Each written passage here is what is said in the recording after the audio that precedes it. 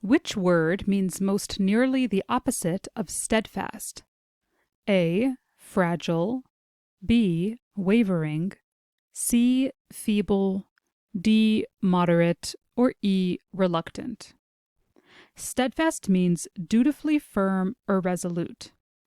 In other words, we could also describe steadfast as unwavering.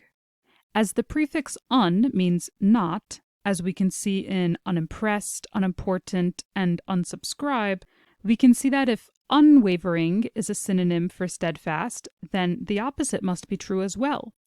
Wavering itself must be an antonym, or an opposite.